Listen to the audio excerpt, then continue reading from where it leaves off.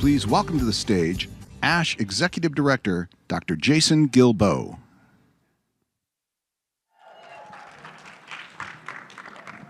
Make sure this is on. It is. Hello, friends. Good afternoon. How's the hot chocolate? Yay. We're trying to get you in the mood for Minnesota next year, where it's going to be cold. Apparently, blueberry muffins are like the official state something or another of Minnesota. Apparently that's made up. There we go. So there's hot chocolate for the cold and blueberry muffins for the blueberry muffins. What was it? It is. Uh-oh. Uh-oh.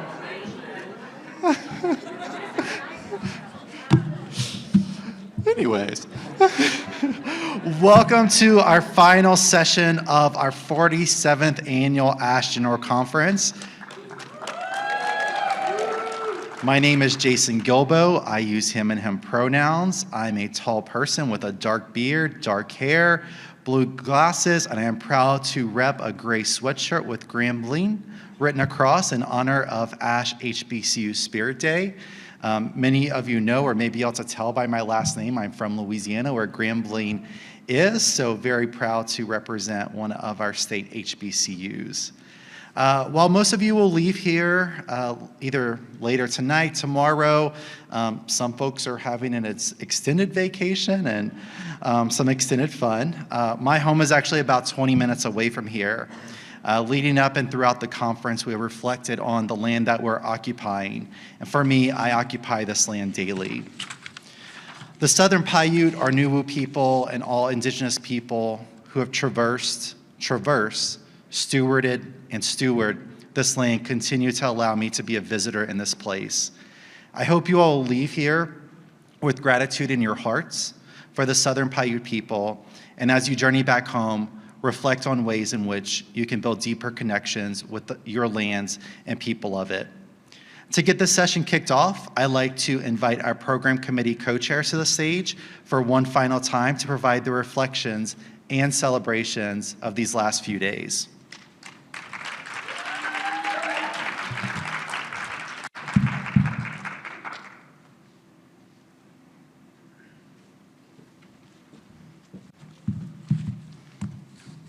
Good afternoon. My name is Lara Perez-Faulkner. I use she, her pronouns, and I am a medium height woman in a black jumpsuit. Wow, do I get to be, I could think I can be a medium height now, I can say that. My name is Bridget Turner Kelly. I use she, her pronouns. I'm a black woman with dark brown hair, eyes, and I am wearing black pants and my favorite color, magenta. This past year and a half of planning ASHE has been such a privilege to witness and shape the development of the annual conference, from the early stages of recruiting and collaborating with our amazing program committee, participating in the process of developing and curating the ASHE program content, working with past and present discussants, reviewers, and chairs to sustain and enhance the review process and the sessions themselves, and a year of collaboration and planning with the ASHE staff, especially Jason, Cindy, and Angela, our LCEC committee chairs, Chris and Magdalena, and of course, our outgoing ASHE president. Through this process, we learned more about ASHE as an organization, deepened our connections to the field and to each other. One key theme is how much this organization and the annual meeting is enhanced by the community of volunteers. We hope you continue and consider giving back to ASHE through leadership and service opportunities in the year ahead. In our work, we leaned on and were informed by the contributions of past program chairs and co-chairs who invested their wisdom and care to the development of ASHE programs. Notably, in recent years, Leslie Gonzalez in 2019,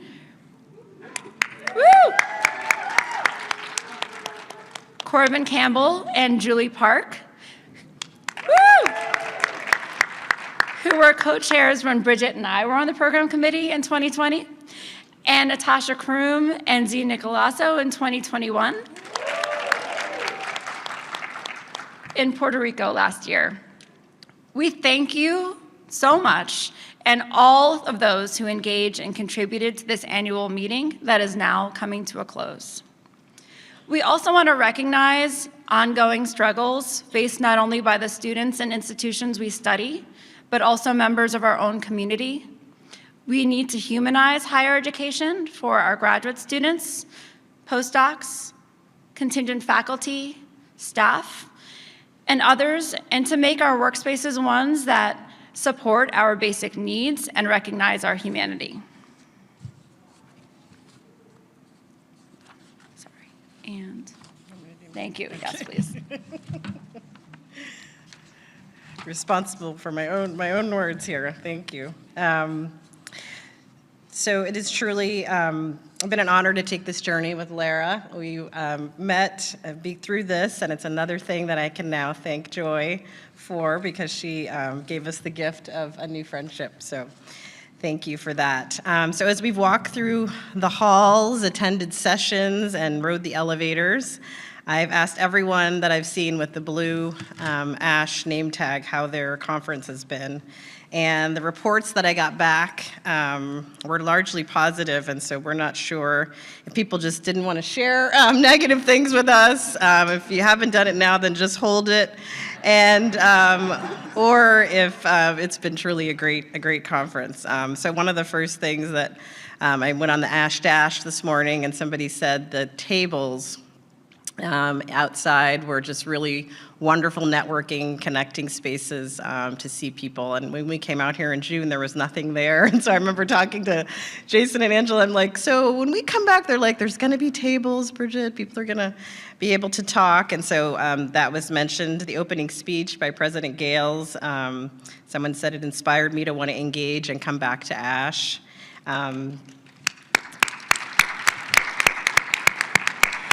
The authenticity through how she has led and what she said in her speech is refreshing and something I want to be a part of. People said to us, the discussions have been helpful and given me feedback I can use to get my paper out, which is that person's goal, and so that was wonderful to hear. I myself learned about the book process through the Council on Ethnic Participation pre-conference session. Thank you to all the pre-conferences. The joint pre-conference lunch really allowed me to talk with a scholar that I would not normally see at ASHE, who goes to a different pre-con than I do. People said they found community and felt seen by the sessions that they attended on topics that were of interest to them. I asked every single person, was there something here that you felt like you could go to based on what you needed? And everybody said yes. People particularly talked about the presidential sessions, how they were worth the price of admission for ASHE, and the receptions really connected people to their scholarly home. These are just a few of the many highlights experienced through the program at this annual conference, and Lara and I discussed how much people just, I think, were happy to be together and to be in space. Some people weren't able to come last year, and so to be able to, I talked to Linda Sachs, and she's like, I forgot how good it felt to be here at ASHE, and that's a tribute to all of you.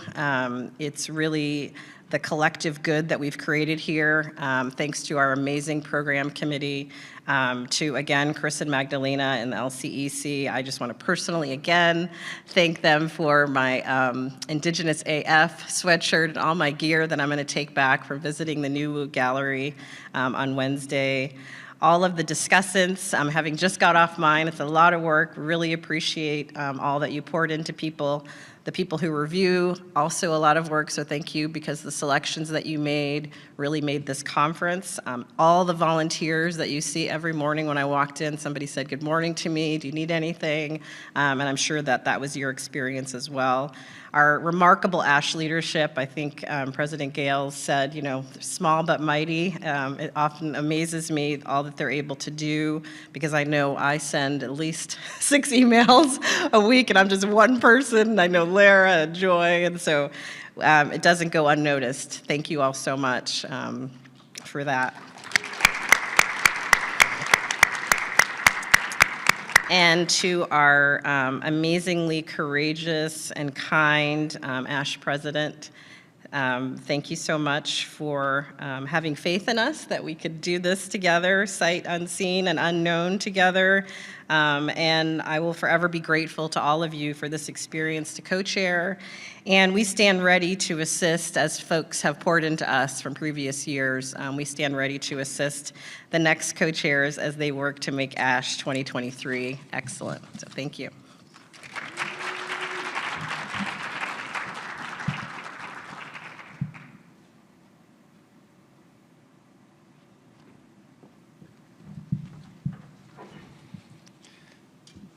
Thank you, Lara and Bridget, for your leadership over these past 18 months. We have learned and grown as individuals and as an association because of your leadership. If we can give them a round of applause, please.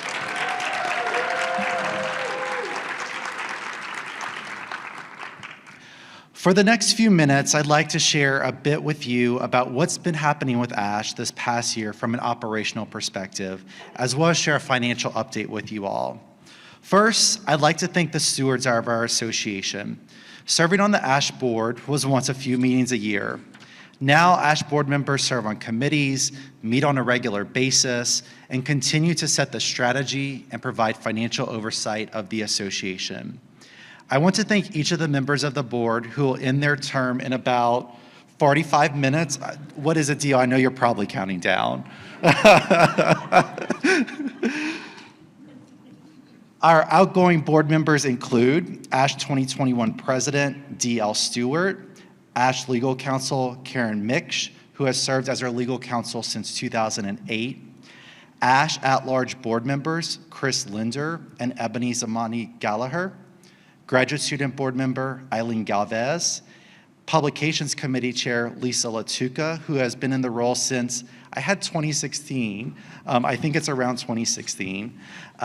Council Chairs Mary Beth Walpole, Alyssa Stapleton, Antigone Papadimitriou, and Meredith Billings.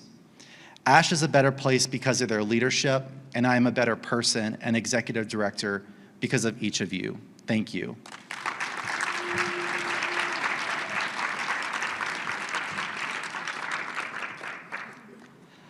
I'd also like to welcome our incoming board members, my soon-to-be bosses, in about 45 minutes. ASHE 2024 President Jenny Hart, Legal Counsel Michael Nichols, at-large board members Antonio Duran and Felicia Commodore, Graduate Student Board Member Hannah White-Wynn, and Council Chairs Beth Bukowski, Nadrea Njoku, who is probably coming at me at some point for wearing a Grambling shirt and not a Xavier shirt, Christina Yao, and Kayla Elliott. I am excited for what's next for ASHE under their leadership.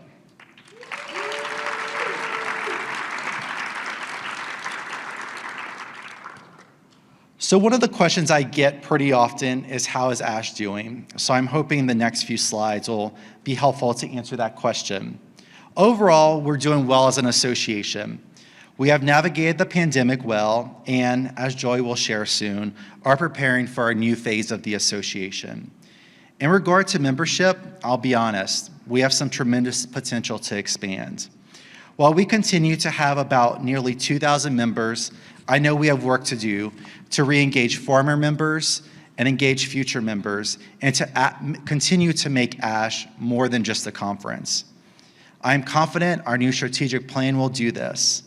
Amongst new things, as Joy now will share soon, the new plan calls for an investment in our staff, which, as we've shared earlier, is 3 full-time staff members and a graduate student. Pending board approval of the proposed budget tomorrow, my fingers, toes, and many other things are crossed. We will have at least 1, if not 2, new position openings for 2023. This will not only expand our capacity to better support our leadership volunteers and you all, our members, but also broaden and deepen what you can expect from ASHE. I'm also thankful to the board for not only seeing this as a business decision, but as a values-based decision of investing in the staff. The last few days were a lot for 4 people to pull off, in addition to our 3 conference staff that we bring on for the week. I think we did a pretty good job, and like Bridget said, if you have negative comments, let me sleep until Tuesday and then come for me. But as we've seen with the Great Resignation, we as staff also have to ask for and expect more support, more work-life balance, and more self-care. I'm grateful to the Strategic Planning Work Group and the ASHE Board for recognizing this. The next update I want to share is about our financial position, the money things. ASHE weathered the pandemic years of 2020 and 2021 fairly well. We received some government grants, a government loan, as well as an event cancellation insurance claim in the amount of about $325,000, or what would be about 40% of our annual budget. For 2021, we ended the year with a surplus of about $90,000, which the board has reinvested into this year. For 2022, we are projecting a financial loss for the first time since the pandemic began. However, I like to frame this as an investment in our association and you all, our members. As an association, we felt the impact of inflation and a new normal in many ways. While continuing to operate and operate well does require an investment, as of October 31st, as you'll see on the screen, the association held nearly $1.4 million in reserves. This is what we consider our rainy day fund. None of us knew COVID was coming, and we don't know what may come next. These funds protect the association from any other unforeseen events that we aren't able to mitigate as we have these past few years. Per our budget, finance, and compliance policies, these funds would allow us to operate without any incoming revenue for about 18 months, if not longer. Again, I am grateful to the Board of Directors, especially those who served in 2020, 2021, and this past year.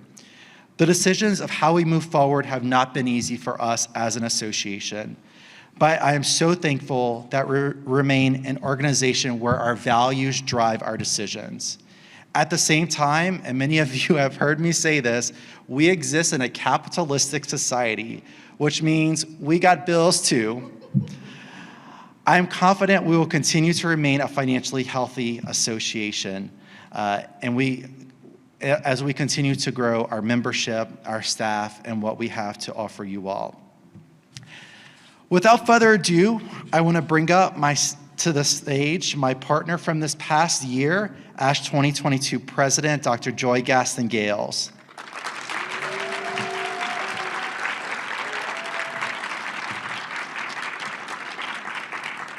So the ASHE presidency can truly be a full-time job, and perhaps I shouldn't say this for future prospect recruitment,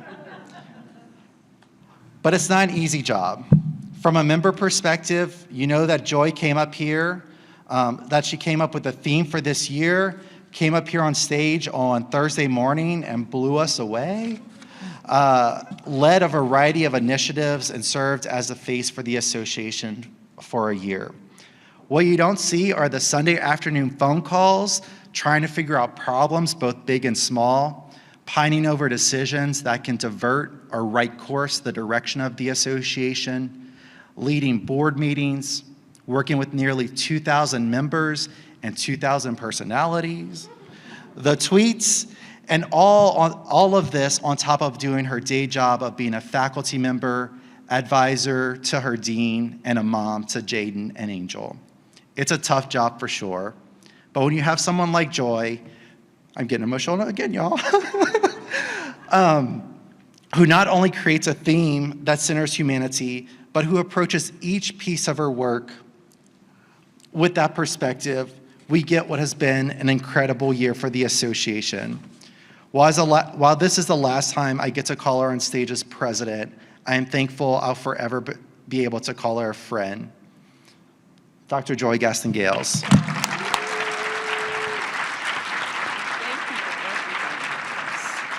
And I'll be back up here for the strategic planning part. Okay, cool. All right, I am happy. If y'all can't see it on my face, I said my heart is all throughout. And Anna, when this is over, I'm passing over everything.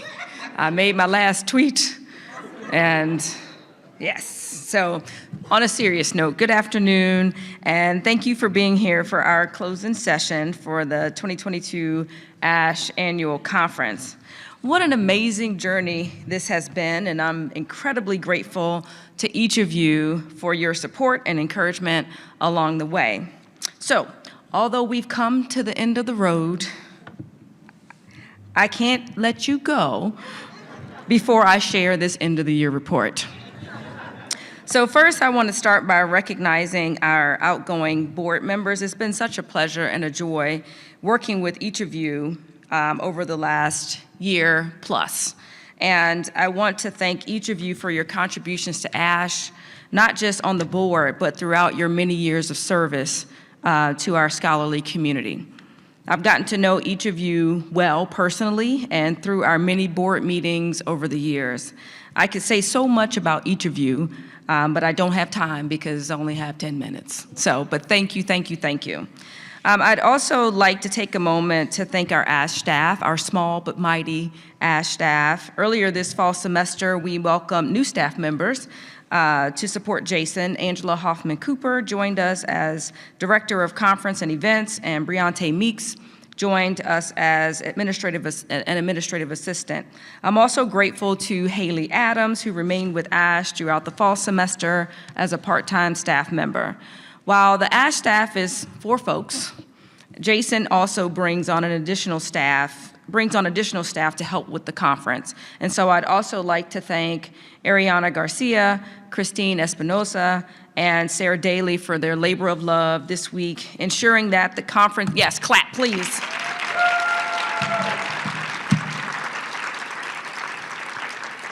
They did a great job, I think they're over there, making sure that all of our needs were met. And every time I walked past them, I said, "Are y'all all right?" And I think they were lying because they said yes every single time. And I said, "Okay." So we appreciate you all. And so I've had a lot of fun serving as ASHE president this year, and I learned quite a bit in the process. We've done a lot as an association over this last year. Some of it spilled over from previous years, particularly in relation to our first strategic plan that was approved in 2019 under the leadership of past President Chris Wren. Yes, clap. And so I'll share a little bit about what we've done over the past year, broken into a few categories. Thank you, DL, for creating the structure that I'm also following. So first, I'll provide governance updates, followed by presidential initiatives, and then I'll conclude with a discussion about our new strategic plan that Jason and I had the pleasure of co-chairing a wonderful committee. And so I'll call Jason back up when I get to that part. Okay, so over the course of the year, we've been working hard in terms of new policies and structures to govern our association. Earlier this year, we commissioned a working group, which was a part of our previous strategic plan, to revisit the structure and councils and other entities and the overall connection or how people connect to ASHE. And so thank you to Jennifer Johnson. Jennifer, you in here? Yes, thank you, Jennifer, for leading this working group. We voted on and approved a new structure that will allow for flexibility relative to the work that we do and affinity groups.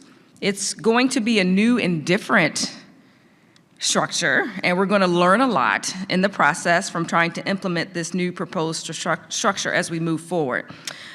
We also now have an inclusion, equity, and diversity statement that's available on our website. And I want to thank the committee led by Drs. Lori Patton-Davis and Mary Howard Hamilton, and I think they both had to catch flights, but I want to thank them for leading that charge. The inclusion, equity, and diversity statement came out of our first strategic plan also. We also voted and approved the establishment of a new inclusion, equity, and diversity committee that will be seated under Ana Martinez-Alaman's term in 2023. I want to give a shout out to the graduate student representatives on the board. Y'all can clap again, yeah. So they have been working so hard this year, and I appreciate the opportunities to hear their ideas and work alongside them and supporting them to bring them to fruition. So thanks to the leadership of Eileen Galvez and Charlie Amaya Scott, we now have our first ever graduate student committee. And I hear that we're about to leave the Bird app. I'm not sure where we're going, but before it implodes, I encourage you to check out all of the spotlights that feature the new members of the Graduate Student Council. And what I love most about this initiative is that it gives graduate students more opportunities to get involved and participate in our association. Huge shout out to the Advancement and Fundraising Committee under the leadership of Noah Dresner. We now have our first ever grants policy, and this is such an amazing initiative that will open so many good possibilities for our association. Beginning with Anna's term, we will have a grants committee and a chair of that committee seated who will begin making awards. I feel like that's a fun job. Yeah, so, all right. So we also conducted 2 major searches for our association.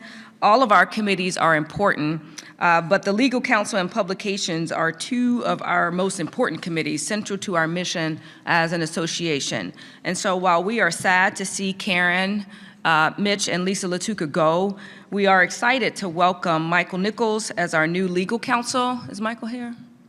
No, okay, Michael's not here. Virtual. Hi, Michael. He's fabulous. So he's been working very closely with Karen over the last 6 months and is fully onboarded and ready to roll.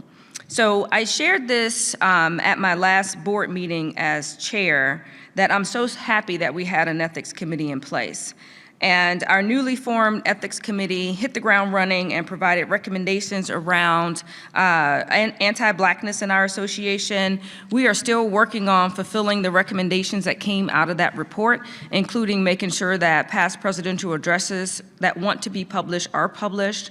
Our RHE editors have created a process for publishing future presidential addresses, which eliminates the guesswork around how presidents get their addresses published. It's a uniform process now that applies to all ASHE presidents, and we will continue to record and publish presidential addresses on our website. Once we wrap up the process of getting past presidential addresses published, we will report back to the membership, informing you all of their availability and the process and the status of recommendations put forth by the Ethics Committee. Also, as a part of our continued oversight, we conduct an evaluation of our executive director yearly. Given that we are now a fully remote organization or association, we have developed our own process for conducting evaluations. And so thank you to D.L. Stewart, who led this effort, along with Ana Martinez-Alaman and myself, who are the presidential trio for the next 15 minutes or so. And so we all contributed to developing and creating this new process that includes a 360 evaluation and a self-evaluation. Jason is awesome and amazing to work alongside. He keeps me together, especially when I want to run to the corner and hide and find my fort with my crayons and my coloring book. Jason also continues to exceed the goals that we set forth in his contract, and because of this and more, the board voted this summer to extend his contract to 2029.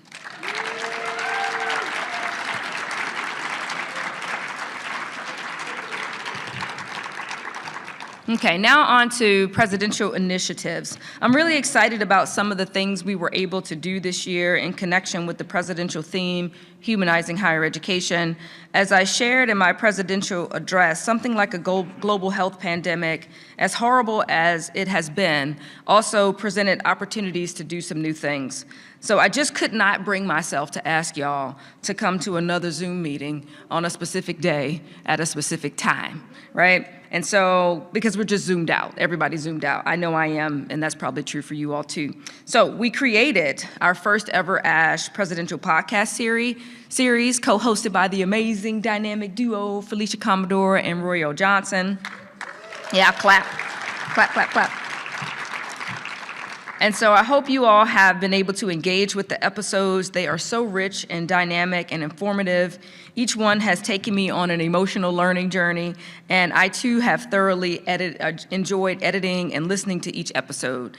I really want to give a huge shout out to Felicia and Royale, who took this idea and ran with it, because those who have said yes to my request, y'all know my job is to come up with the idea, and then when you say yes, your job is to actualize it. And so, the fun part is coming up with the idea. So they really took it and made it their own, and I really want to thank them. I also want to thank Jason for taking a leap of faith with me on this initiative. And if y'all don't know, Jason, I always come up with very lofty, ludicrous sometimes ideas, and Jason will buy into some of them and flat out tell me no on others. And so this one flew, and so I was happy. And so I can't end though without giving a huge shout out to Sean Harper and the USC Race and Equity Center for co-sponsoring the ASHE Presidential Podcast Series, and I really do hope that it's something we will continue in the future. I also want to thank deeply from the bottom of my heart the National Center for Faculty Development and Diversity for doubling down on our partnership this year. I've been affiliated with NCFDD since 2014, and I can't tell you, in earnest, how this center has shaped and advanced my career. I'm comfortable saying that I probably would not be. I said this in my presidential address, but I'm going to say it again because I don't think I would be standing here as president if it were not for all that I learned and gained from being affiliated with NCFDD. So for me, being able to, bring the 14-day writing challenge to ASHE and use it as a way to create community, because I hope that some of you were able to connect with the people that you were in your writing groups with and see each other face to face. That was a true joy for me to be able to bring that in partnership with NCFDD to you all. And so, NCFDD also does amazing campus workshops, and I also participate in that, going around the country, and I get to go and tell administrators stuff that people don't feel like they can say, and then I can get on a plane and leave, and I'll tell you off, and then I can leave. And so that brings me joy, great joy to be able to do that. And so, but I was super excited that some of our mid-career members got to be in community with the amazing Anthony Ocampo. He and I started this work together as workshop facilitators, and I've already heard that, oh my gosh, this was so good. And now they have to go off and do some deep reflective thinking to think about how they're going to take charge of their careers at that mid-career stage. And so I'm super excited that he was able to come and do that. Because we've received a lot of feedback over the years about the lack of professional development, particularly for mid-career faculty. So that's also why that was special. We have continued our partnership with ACPA and was able to actually bring the ACPA ASHE Presidential Podcast Series, Presidential Symposium back to an in-person event. And so I'm thankful to NC State for hosting it. The weather was weathering, in the words of Joan Collier. We had a what did we have? A hurricane. And I don't know how we did it, but we were able to do the symposium and get out of there before the lights went out. And so I'm thankful to those who joined in person and by Zoom to participate in that event with myself and ACPA President Dre Deming and Joan Collier and the prolific Wilson Okello. It was a joy for us to be together and eat biscuits at Jason's favorite barbecue restaurant in Raleigh. And so lastly, we engaged in a process to develop a new strategic plan. I thought it was going to be called ASHE at 50, but I don't know if it has a name. But that's what it was. We'll figure out a name. But so that was an enjoyable process. And while I'm talking about it, I'll bring Jason back to the stage to help me out with this part. But the board approved the plan for developing our next round of strategic planning early in 2022. Jason and I, as co-chairs, hit the ground running, establishing the committee. We collected data through surveys and focus group discussions with all of you, organized by how people are affiliated with ASHE. And so we met during the summer at NC State, and that's where Jason got the amazing biscuits that I now have to figure out how to freeze and send to you periodically. But we met and we were in community, we laughed, we worked hard, we had hard discussions, and ultimately began to draft our next strategic plan. And in the fall, we shared drafts of the plan with the board, with members, with entities, and held community meetings for members to provide feedback to us about this next round of strategic planning.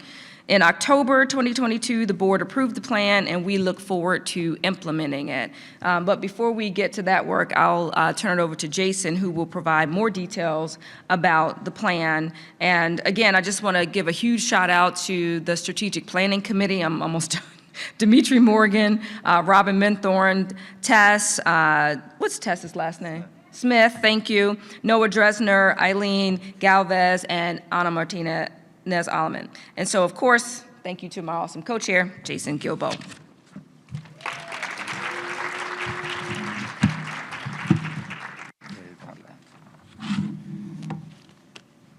So thanks, Joy. I also want to express my thanks to the committee.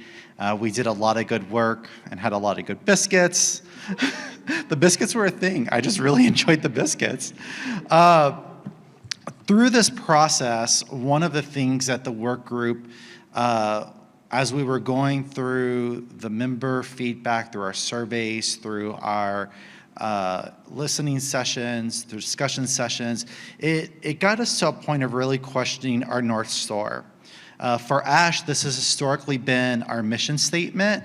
But in this process, we also added a vision statement for the association, as well as core values that will continue to guide our work. Last year, in his presidential address, DL rightfully noted that many of our values hadn't been concretized. And I'm excited to share that through this plan, now they are. In the next few weeks, after I get some sleep, we will be sharing with you all our full strategic plan. Oh, there's the committee. And then there is our new vision statement, mission statement, and core values. I'll leave that on for a second to let you all read it. Our vision statement, which we're excited about, is equitable higher education that serves the public good. And then what I'd like to share today is what really helped us ground this plan. And we have actually started calling it the Morgan model. If you know Dimitri Martin, you know how his mind works. As we were sharing out what we learned from you all, what we were thinking, our hopes for the future, Dimitri quickly organized us and brought forth these three foci for us: making ASHE relevant, making ASHE valuable, and making ASHE sustainable. And these are the three guiding principles that the strategic plan is rooted in. The plan includes 10 strategic goals and 3 priorities for each goal. So really 30 goals for us to accomplish. It's a lot. Joy was worried. I think she still is. But to continue to serve you all, we have to take action. And I'm excited to share with you all the strategic plan in a few weeks and to continue to share with you all the programming and events that will come from this. So Joy, I'm going to bring you back up on stage for one final piece. I said I got to introduce you like one last time, and I forgot there was also this part.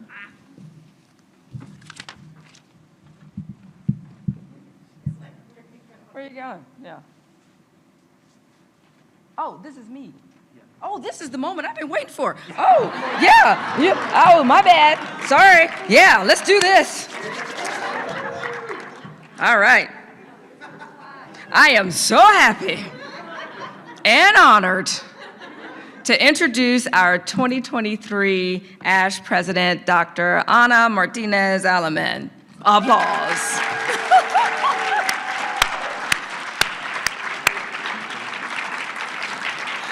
Yes. It's not 5 yet. No, we can do this early. Yeah. Anna wants to wait till 5. I'm like, no time like the present. So Dr. I've worked alongside and gotten to know Anna over the past year as president-elect, and I can tell you that you're in for a treat.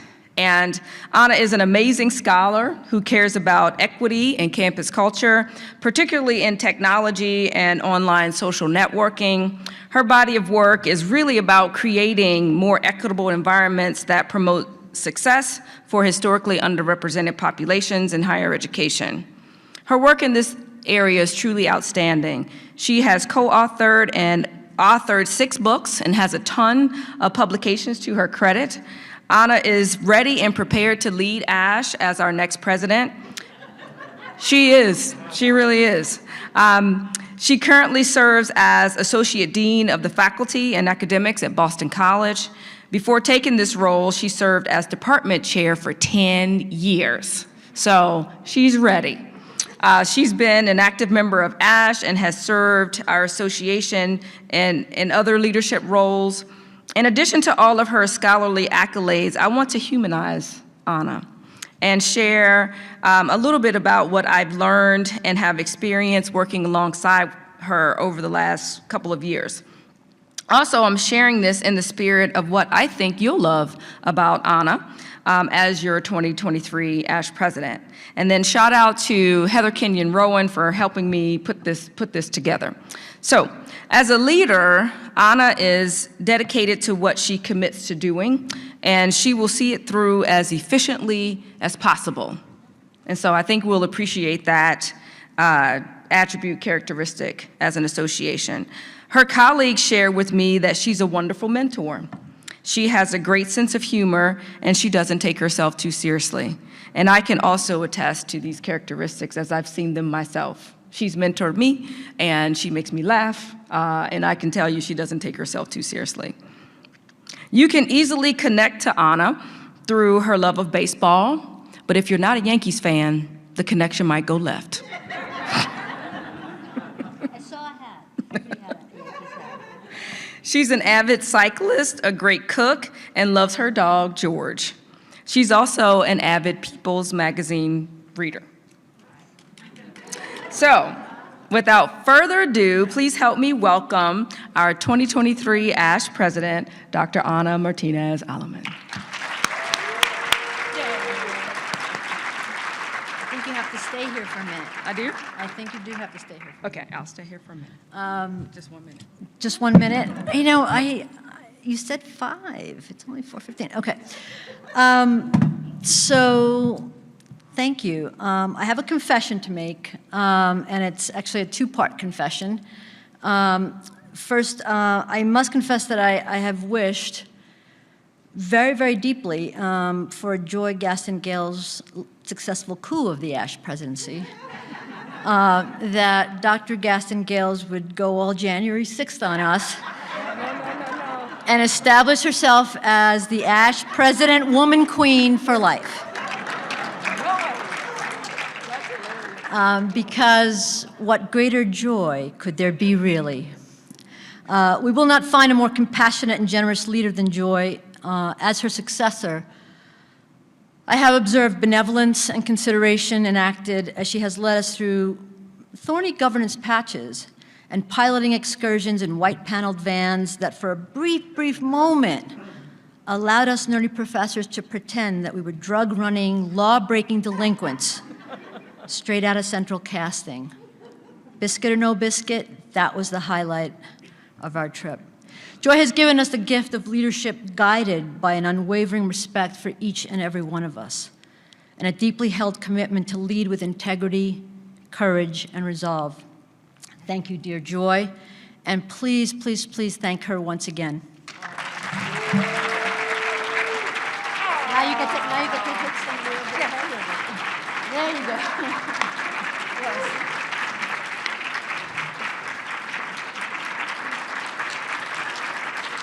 All right, thank you.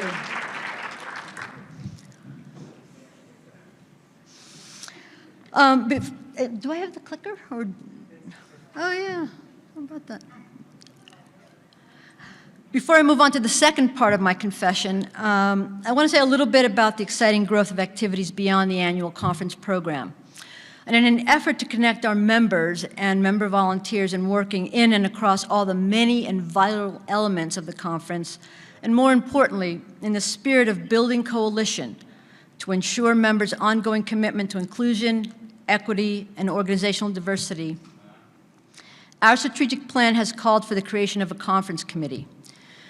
The conference committee will be charged with coordinating, not surveilling, not monitoring, our many committees and member volunteers who serve to enact ASHE's mission in our ever-expanding portfolio of pre-conference, conference, and professional development offerings at our annual conference.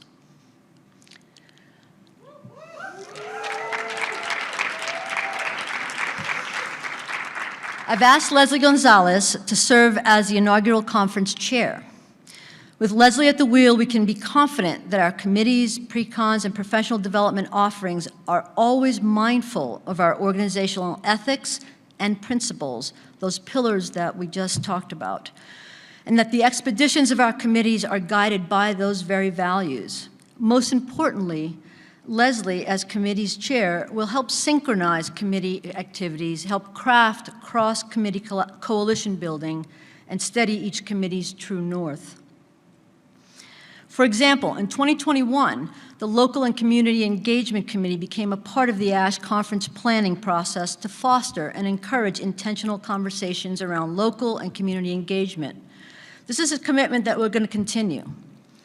The LCEC will be our principal authoritative connection to the conference's reverence for the places that we will occupy and the stewardship of those lands by our Indigenous brothers and sisters. The LCEC will be our colleague companions in decision-making across all committees. With Leslie's guidance and direction, I'm confident that we will improve the impact of the LCEC's knowledge on member experience, organizational processes, and more importantly, Leslie will enable a more coherent and mindful relationship between our many volunteers and their ASHE service. Now for the second part of my confession. Determining a theme that resonates with each and every one of us, a theme that invites each of us to welcome the opportunity to reflect on what it is that we do now, what motivates our research, and how those purposes navigate and cut through domestic and international politics now and in the future. This seemed like an impossible task to me. If we start thinking about all these challenges between the assaults on CRT, the rise of fascism, once again, the revitalization of fascism in Europe, totalitarianism in the global South, challenges to affirmative action, challenges to women's rights to their own bodies, this seemed like a very important time to be thinking about all that's outside of us that makes us do what we do. So, do I do this? Here's what we're going to do. We're going to talk about purposes, politics, and practices next year. Granted, on the surface, this seems to me boring, uninspired, conventional, and seriously vanilla. And very unlike me, unremarkably safe. But here's my thinking, and I'm sticking to it. As we approach our 50th year as an association whose members study higher education, as we move to enact strategic goals to better serve the future of the association, its commitment to its members and to the impact on higher education and its practices and those policies that inform those practices, I think we need to consider and reconsider, imagine and reimagine our thinking about the many purposes of higher education research and the many politics that shape it. As researchers of higher education, the international and domestic politics that inform higher education research and their implications for equitable access and affordability, as well as for the experiences and livelihoods of our staff, our faculty, and students, need our urgent attention.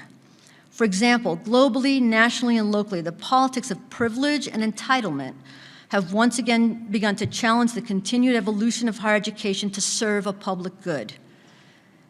This is a critical time that we're in. We ought to take the time to think about, debate, and examine what it is that we're supposed to be doing in this time and place. I'm reminded of a Gwendolyn Brooks poem, A Song in the Front Yard. Let's see if I can get it up. in which she writes of her longing for life outside the safety of her front yard, even though that comes with implications, with danger, and with uncertainty. Brooks writes, I've stayed in the front yard all my life. I want to peek at the back where it's rough and untended and hungry weeds grow. A girl gets sick of a rose. Brooks' poem is a reminder to me that part of being a social scientist is acknowledging and allowing the want to see something besides my well-tended roses out front, the well-established confining fences of my present and my past that keep me from the possibilities of a future unmapped. Right now, I'm that girl who's sick of a rose. I hope you're sick too. Next year in 2023, 2 years before we celebrate our 50th anniversary, as an association dedicated to higher education research, I invite you to take the time to think about higher education beyond your current front yard, beyond your views of the cultivated roses of today with our intrepid program guides. And they are Gerardo Blanco, who was last seen headed toward the Cannabis Expo. Actually, I think he had to take a flight. He had a lot of information about the Cannabis Expo. I was like, okay. Sure. And Angela Boatman, who will be our guide through Minnesota. Angela, stand up and wave. Next year in Minneapolis, Minnesota, I invite you to look beyond your front yard. Together with our conference program chairs, Gerardo and Angela, and their fabulous and very fun team of section chairs and reviewers, will secure the conference's theme in the Dakota Sioux's land of sky-tinted water. Land that has been cared for and respected by Dakota and Ojibwe tribes and anchored by a metaphysics of relationality, a metaphysics in which place and spiritual power are fundamental dimensions of experience. Figuratively and literally, let's take the opportunity in Minneapolis, a place whose present-day name is the connecting of the Sioux word for water, and the West conjuring of city. Minneapolis is a place where land and place are bridged. Let's take chances there to see the spaces beyond the front yard, to think about the relevance of higher education research in light of its various purposes, the politics that inform those purposes, and the practices they endanger. Let's look to our time together in Minneapolis to break through the boredom and confinement of our front yard, and to embrace the restlessness and urgency to move forward, or as Minneapolis-born poet Prince Rogers Nelson extorts. I know some of you can sing this, and can sing it with me, but I won't. Honey, I know times are changing. It's time we all reach out for something new, and that means you too. Let me guide you to the purple rain. So in closing, doves will not cry in Minneapolis. They will fly. Thank you.